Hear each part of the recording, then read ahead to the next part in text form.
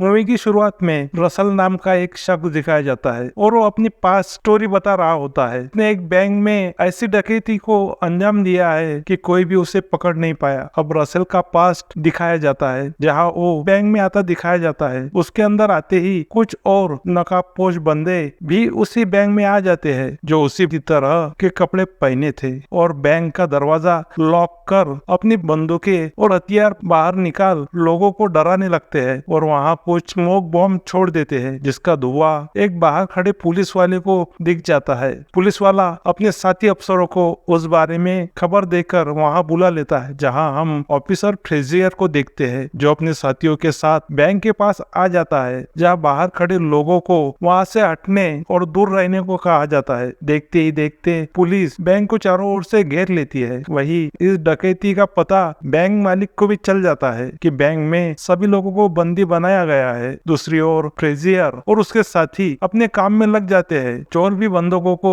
एक जगह इकट्ठा करते हैं और उन्हें धमकाकर उनके मोबाइल फोन जब्त कर लेते हैं। तभी वहां मौजूद बैंक मैनेजर पीटर अपना मोबाइल घर पर रहने का बहाना बनाता है, पर गैंग का लीडर एक मोबाइल से पीटर के मोबाइल पर कॉल करता है जो उसी बैंक के कैबिन में बजने लगता है। उसे सुनते ही गैंग के लीडर को गुस्सा आता है और वो पीटर को तब तक मारते रहता है जब तक कि वो बेहोश न हो जाए। अब लीडर सभी बंदूकों को धमकाता है कि किसी ने भी चालाकी करने की कोशिश की तो उसका भी वही हाल होगा। अब वो बंदे सभी बंदूकों के कपड़े उतरवा कर उन्हीं की तरह कपड़े पहनने को कहते हैं। तभी वहाँ मौजूद एक बूढ़े शख्स को हार्ट अटैक आने लगता है। उसकी हालत देख गैंग का लीडर उसे बाहर छोड़ देता है, जिसके बाहर जाते ही पुलिस उससे पूछताछ करने लगती है जो अंदर हो रहे वाकये को बयां करता है। दूसरी ओर बैंक का मालिक ऑर्थर अपने एक वर्कर यानी मैडलिन नाम की लड़की को फोन कर एक जगह बुला लेता है, जहां आकर लड़की ऑर्थर को उस बैंक की एक लॉकर में मौजूद ऑर्थर के राज के बारे में पूछती है, लेकिन ऑर्थर उसे बताता है कि उस लॉकर में एक कीमती चीज है जिसे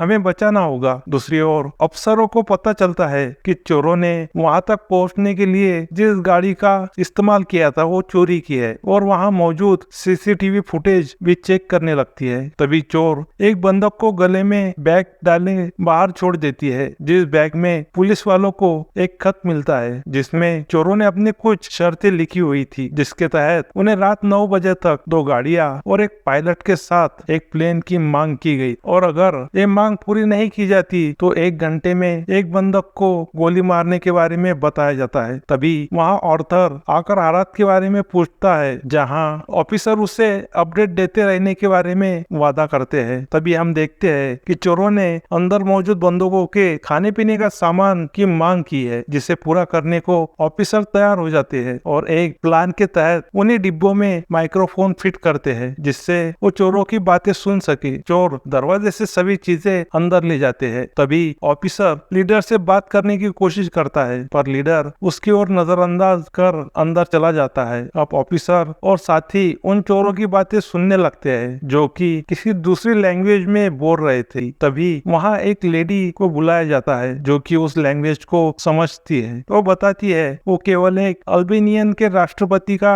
भाषण है। यानी वो चोर काफी ज्यादा चालाक थे। वो जानते थे कि अफसरों ने होशियारी जरूर की होगी, इसीलिए उन्होंने भी पुलिस वालों को गुमराह किया। दूसरी ओर रसल एक लेडी साथी के साथ उसी लॉकर को खोलता है जिसमें बैंक मालिक ऑर्थर की जरूरी फाइल रखी हुई थी। उस फाइल को लेकर वहाँ रखे कीमती हीरे वही छोड़ देता है। दूसरी ओर सिटी के मेयर ऑफिसर को मैडलिन को अपने मिशन का हिस्सा बनाने को कहता है, जिसे ऑफिसर नकार देता है। दूसरी ओर रसल फ्रेजियर को कॉल कर अपनी मांगे पूरी करने का दबाव बनाता है। वही ऑफिसर उसे और थोड़ा वक्त मांगता है। दूसरी ओर मैडलिन रसल को फोन करके ये बताती है कि वो कोई अफसर तो नहीं पर उसे एक डील देने के बारे में कहती है, जिसे सुनकर रसल उसे अंदर बुलाकर उससे बात करता है, जहां मैडलिन उसे बताती है कि वो अगर पुलिस के हाथ लगा तो जिंदगी भर जेल में रहेगा और अगर उसके मुताबिक चलता है तो मैडलिन उसकी सजा कम करवाने में उसकी मदद जरूर करेगी और साथ ही उसे $20 लाख भी दिलवाएगी। लेकिन रसल को पता था कि मैडलिन के पीछे किसी का हाथ है, लेकिन वो बताने से इनकार करती है। तभी रसल उसे एक स्टोरी बताता है कि दूसरे विश्व युद्ध के दौरान एक अमेरिकी आदमी स्विट्जरलैंड के एक बैंक में काम करता था, जिस जिसने वहाँ अपने ओहदे का गलत इस्तेमाल कर काफी कम समय में काफी बड़ा पैसा कमाया था और उसी पैसों से ये बैंक खड़ी की। यानी वो शख्स कोई और नहीं था बल्कि बैंक का मालिक आर्थर है जिसने मैडलिन को यहाँ भेजा है। अब मैडलिन समझ गई थी कि उसका पाला एक तरवेज और टक्कर वाले चोर से पड़ा है। अब मैडलिन उसे वो फाइल मांगती है जो रसेल ने उस लॉकर से ली थी, पर रसेल उसे मना कर देता है और मैडलिन वहाँ से चली जाती है। बाहर आते ही ऑफिसर उससे हालात पूछता है। उस पर मैडलिन उसे बताती है कि रसेल अपनी मांगे मनवाने के लिए धमकियां दे रहा है। अब ऑफिसर रसेल को उनके मांगों के मुताबिक प्लेन के रेडी होने के बारे में बताता है और उससे पहले अंदर आकर बंदूकों से बात करने की मांग करता है। अब ऑफिसर बैंक में आकर बंदूकों के हालात ठीक ठाक देख वहाँ से निकलने लगता है और जाते जाते रसेल को धमकाता है कि वो उसे उम्र कैद की सजा दिलवा कर रहेगा। उस पर रसेल भी उसे गारंटी के साथ कहता है उसकी आंखों के सामने यहाँ से सही सलामत निकल जाएगा। अब फ्रेजर रसेल पर हमला करता है। तभी एक दूसरा चोर फ्रेजर पर बंदूक तानकर उसे वहाँ से जाने को कहता है। अब फ्रेजर वापस अपने कैबिन में आ जाता है। तभी उसे पता चलता है कि इस मिशन से उसे हटा दिया गया है और उसकी जगह नए ऑफिसर को चार्ज दिया गया है जो बैंक पर हमला कर बंदूकों को छुड़ाने का प्लान बनाता है। दूसरी ओर फ्रेजर को उन चोरों ने भेजी हुई बैग में एक डिवाइस मिलता है जिसे देख उसे पता चलता है कि पुलिस की हर बातें वो चोर सुन रहे थे। अब फ्रेजर तुरंत नए ऑफिसर को फोन कर उसे हमला करने से रोकता है क्योंकि चोरों को उनके हमले के बारे में पता था। अब चोर सभी बंदूकों को पहले माले पर ले जाते हैं और ग्राउंड फ्लोर पर बम से जोरदार धमाका करते हैं और तभी सारे बंदूकों को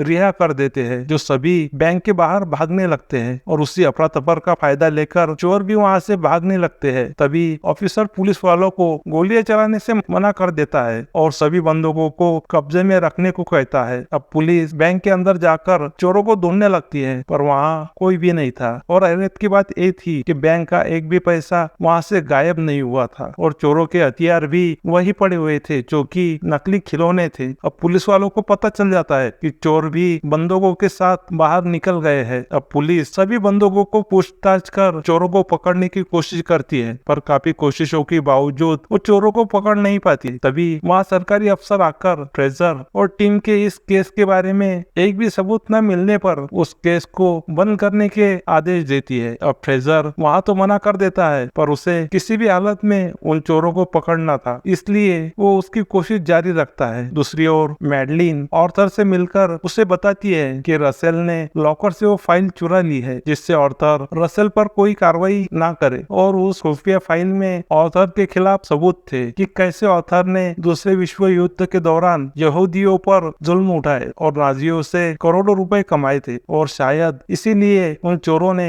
आर्थर से बदला लेने के लिए उस बैंक में डाका डाल वहाँ से फाइल चुराई है। अब आर्थर भी मान जाता है और कबूल करता है कि उस समय जवानी और जीत के नशे में था जिससे उसे सही और गलत का फर्क नहीं पता चला और उसने ये गलतियां की थी। तभी दूसरा सीन दिखाया जाता है जिसमें रसेल को दिखाया जाता है जो कि जेल में नहीं बल्कि एक खुफिया रूम में दिखाया जाता है जो फाइल के साथ हीरे की अंगूठी चुरा कर उसी बैंक की एक खुफिया कमरे में छुप गया था।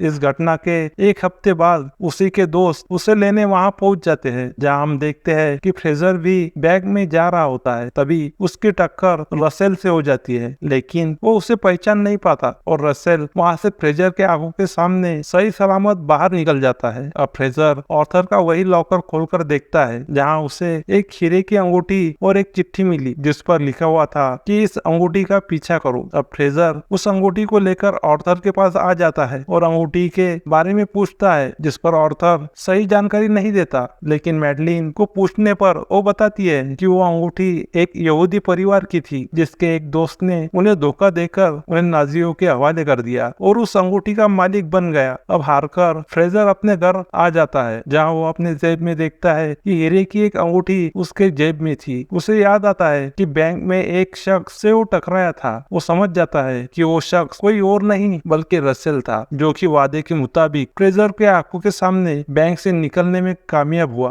दरअसल रसेल को पैसे चुराना नहीं था, उसे ऑर्थर की फाइल चुरानी थी। और उसे पता चला था कि ट्रेजर को पैसे की जरूरत है, इसलिए उसने हीरा चुरा कर ट्रेजर के जेब में डाल दिया ताकि उसकी मदद हो जाए। और यही मूवी का एंड हो जाता है। अगर आपको मूवी अच्छी लगी तो लाइक करें, ज्यादा से ज्यादा शेयर करें और चैनल पर अगर नए हैं तो चैनल को सब्सक्राइब जरूर करें। तो अब तक आप मेरे साथ जुड़े रहे, इसलिए आपका बहुत बहुत शुक्रिया। तो अब मैं आपसे विदा लेता हूँ, फिर मिलेंगे किसी और मूवी के साथ। तब तक के लिए बाय, धन्यवाद।